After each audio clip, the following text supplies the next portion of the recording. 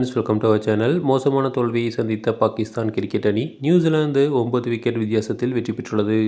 பாகிஸ்தானுக்கு எதிரான முதல் T20 போட்டியில் 9 விக்கெட் வித்தியாசத்தில் வெற்றி பெற்றதன் மூலம் நியூசிலாந்து அணி 5 போட்டிகள் கொண்ட T20 தொடரில் 1-0 என்ற கணக்கில் முன்னிலை வகிக்கிறது.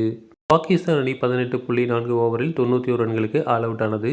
நியூசிலாந்துக்கு எதிரான இந்த தோல்வியின் மூலம் பாகிஸ்தான் மிகப்பெரிய தோல்வியை பதிவு செய்துள்ளது.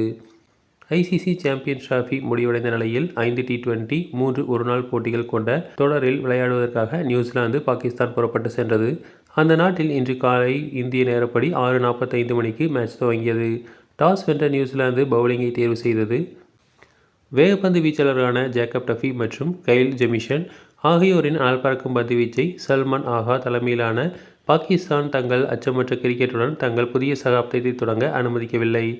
ஞாயிற்றுக்கிழமை நடைபெற்ற முதல் T20 போட்டியில் பாகிஸ்தான் 9 விக்கெட்டுகள் வித்தியாசத்தில் வீழ்ந்தது. 2016ஆம் ஆண்டு வெல்லிங்டனில் நடந்த நியூசிலாந்து அணிக்கு எதிரான பாகிஸ்தான் அணி இரண்டாவது பேட்டிங் செய்தபோது மிகப்பெரிய தோல்வியை சந்தித்தது.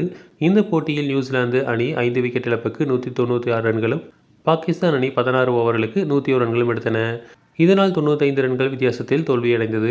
ஆனால் இந்த போட்டியில் முதலில் பேட்டிங் செய்த பாகிஸ்தான் 18.4 ஓவர்களில் அனைத்து விக்கெட்டுகளையும் இழந்து 91 ரன்கள் மட்டுமே எடுத்தது.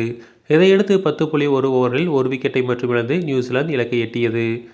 இது நியூசிலாந்தில் பாகிஸ்தானின் மிக குறைந்த ஸ்கோராக உள்ளது.